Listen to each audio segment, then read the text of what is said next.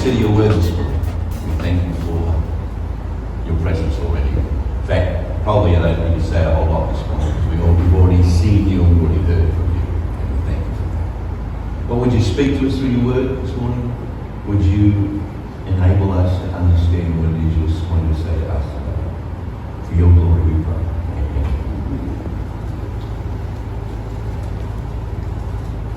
So I had a very nondescript childhood cricketing career.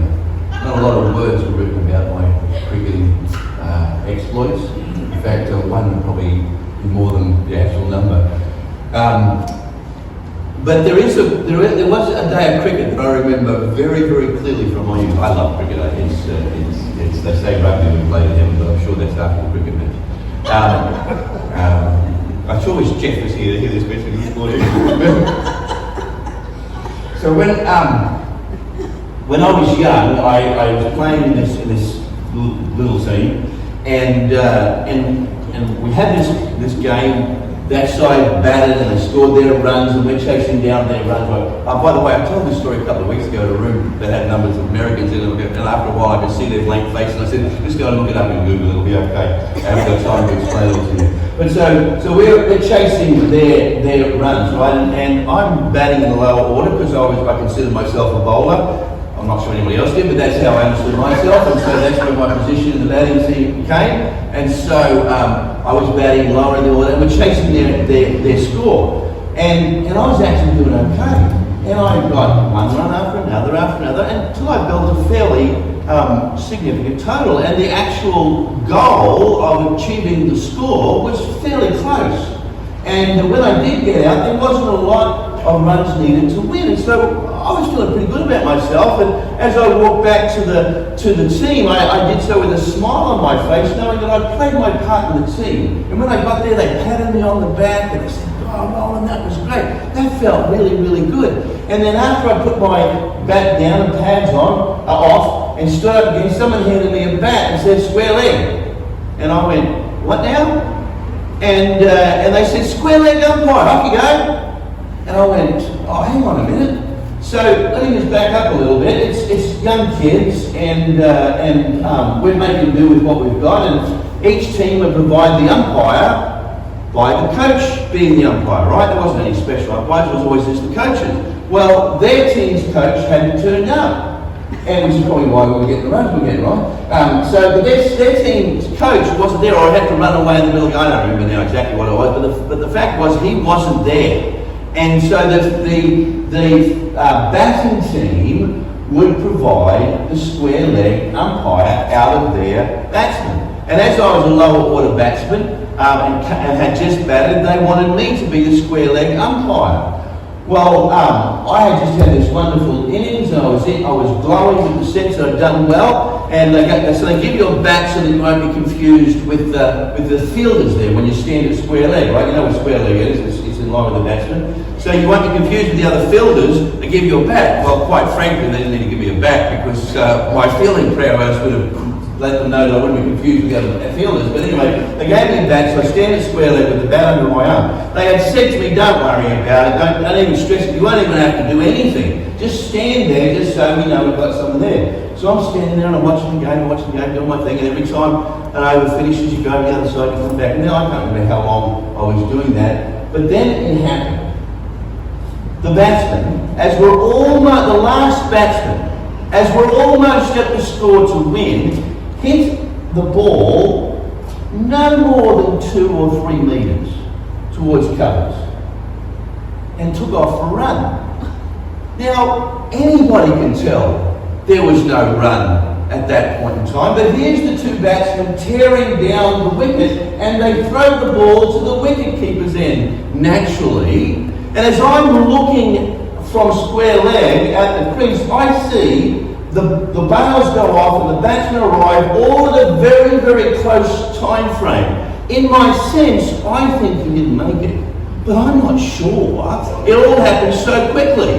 And so they scream, of course, "How's that?" Now, if I say he's not out, they're all standing inches from me. And I mean they were inches away because it was before metric, right? So they were actually just inches away. And they're screaming at me, I'll never make it back to my team if I give them out, if you give him not out. But if I give him out, we lose. So what do? I'm standing there, I'm frozen, I'm dumbstruck. And I'm going over and over in my mind, and I think, if I'm honest, I don't think he made it. I think he was short. And so I put my finger up, get him out, and we lose the game. And so I turned then and walked towards what I assumed a few minutes earlier was my team, but apparently they weren't anymore. As I got closer, they were yelling at me and throwing things at me, gloves, pads, fortunately no studs, but they were throwing stuff at me. They were saying, they talked you into it, they talked you into it.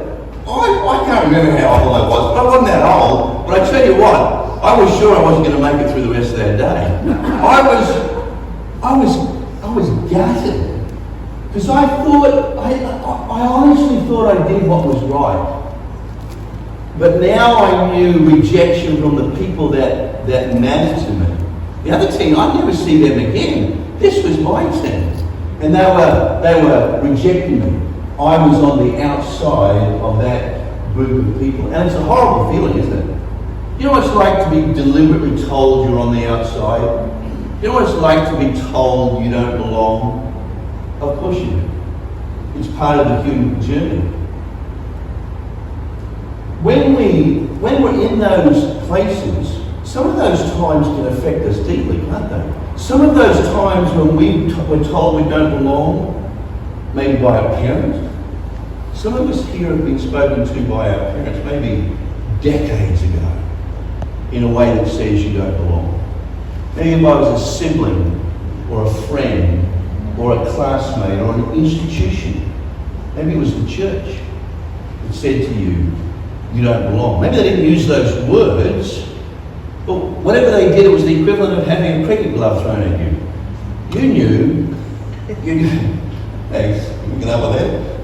You knew that you didn't belong. And it's a terrible thing. We crave belonging. I guarantee it. We crave belonging. We need to belong. People that make the choice to be hermits and live in exclusion to everybody else do so as a reflection of their struggle. As a representation that they've come to a place where they feel like they can never belong anywhere. Because when we're left to our own devices and we're living good, healthy lives, we gravitate towards places where we belong. Even if it's just our family, or a group of friends, or a cricket club. We gravitate towards where we belong. Why? Because belonging is a representation of love. And everybody sitting here in this room this morning wants to be loved, wants to belong, wants to be able to love. Do you know why? Do you know why that's true? Because we're created in the image of God. That's how we know we're created in the image of God. I remember when I was studying psychology at the University of Queensland, I was doing a philosophy class as a part of that mix of subjects. And we're sitting around a table discussing philosophy, and I had never said anything, but somehow one of the guys knew that I was a Christian. And he said to me, you're a Christian, aren't you? I said, yeah, I am. And he said, well, why would you ever believe that? What would make you believe that stuff? And I said, well, to be honest with you, you do. And he said, what? Well, see, I've been watching that guy over the weeks prior to that. This guy was one of those guys that never let a moment to say something positive to somebody slip by. He always affirmed everybody. He always verbally embraced people. And everybody liked him. And he apparently liked everybody. I said, I believe in God because of you. Because I see in you the actions of love that are inexplicable, outside of a source for that love. And he went, right, let's move on. So we did. But that was that. How do you explain the extent to which humanity loves outside of a God of love? Of course, if you don't believe in God and you see everything just coming together randomly, you might say, well, it's part of the evolutionary process. We're a herd species, and as we've grown in intelligence, we've developed the need for love. Well, I can buy that to a point, but we love at extraordinary levels beyond what is needed to survive. Way, way, way beyond what is needed to survive as a species. When we love passionately. We'll give our lives away in love. And that's almost impossible to explain. We're outside of the reality of a God of grace and a God of love beyond all that is, that created all that is. We want to belong. I want to read you a scripture this morning that reflects on that. And this is in Romans chapter 1, starting in verse 8. And I'll just read it through and then I'll come back and think about a few things out loud. First, I thank God, my God, through Jesus Christ for all of you, because your faith is being reported all over the world. God, whom I serve with my whole heart in preaching the gospel of his Son, is my witness, how constantly I remember you in my prayers at all times. And I pray that now at last, by God's will, the way may be opened for me to come to you. I long to see you so that I may impart to you some spiritual gift to make you strong. That is, that you and I may be mutually encouraged by each other's faith. I'll come back to that. I do not want you to be unaware, brothers, that I planned many times to come to you, but have been prevented from doing so until now, in order that I might have a harvest among you, just as I have among the other Gentiles. I am obligated both to Greeks and to non-Greeks, both to the wise and to the foolish. That is why I'm so eager to preach the gospel also to you who are in Rome. I am not ashamed of the gospel, because it is the power of God for the salvation of everyone who believes, first for the Jew, then for the Gentile. For in the gospel a righteousness from God is revealed, a righteousness that is by faith from first to last, just as written, the righteous will live by faith. So as this passage unpacks, there's a resonating theme that's being broken open. In fact, it's all through the book of Romans. And it starts with Paul saying, I thank God for you. If you read your way through the epistles and you look at Paul, you will see him quite often in his first chapter say, I thank God for you. One of the best, one of my most loved ones is the one in Philippians. I believe it's always the same expression, but he expands it in Philippians, in the first chapter of Philippians, and he says, I love you with the affection of Christ. What an incredible statement. So often people say, well, Paul, he's a very strong-willed person. He's a very strong person. He says, this is the way it is, and that's the way it is. And got a lot of everything. It's all about, this is the right way, that's the right way, and that's the wrong way. It's not actually. When we see that in Paul, we're actually reading it through our own struggles. What you'll see in Paul is this constant referencing to the love and the grace of God, the overwhelming grandeur of the sacrifice of Christ. And so he says, I love you with the affection of Christ. If I could love you with all of my affection, with every fibre of my being, it wouldn't be enough to explain the love that I have for you. It's the affection of Christ. And that's what Paul's referencing when he says to the Romans, I thank my God for you. And then he says, I'd like to come to you and give you spiritual gifts so that you can be encouraged. And then he just kind of pauses and says, no, so that we can be mutually encouraged. It's that I talked about here this morning. It's that togetherness, that sharing together in the grace of God. It's not leading people to say, you do this and you do that. It's this mutual reality. It's belonging to each other, that everyone journeys together and fits together as we journey with Christ. And then he talks about his obligation. And by his obligation, he means his life purpose, his life meaning. I've discovered something about the way we process the meaning of life for us. Every one of us has at one time or another asked ourselves, what is the meaning of my life? And if you come up with the answer 42, then you obviously read Hitchhiker's Guide to the Galaxy. But apart from that, we've asked the question, what is my life meaning? Do you know why we ask that question? Because if our lives don't have meaning, then they don't have worth. And if they don't have worth, then we are not lovable.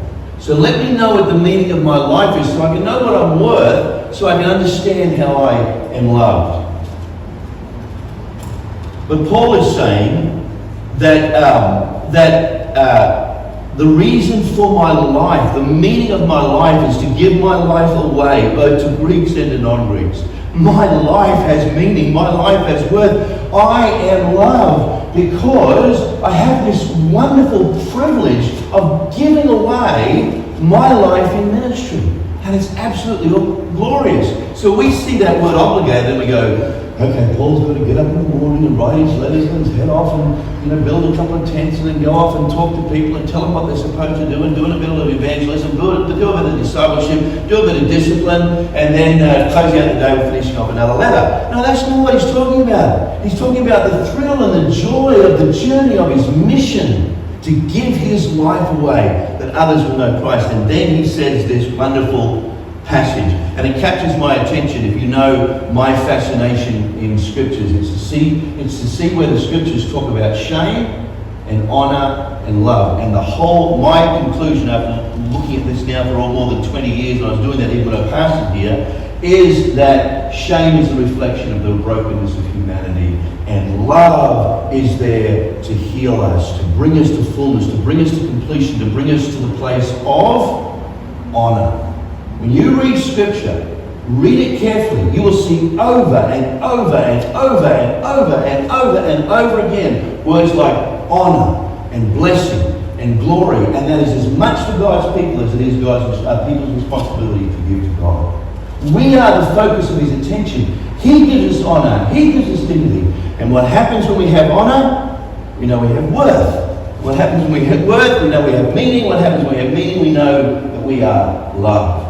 And so when Paul says, I am not ashamed of the gospel, he's not saying it like I was told when I was a teenager, that you'll go out into the streets with your tracts and you'll tell the complete stranger that they're a sinner and they're going to hell, and you'll slam a tract in their hand and you'll pat them on the back and off they'll go, angry with you. But you'll be okay because you're not ashamed of the gospel. That's not what it means.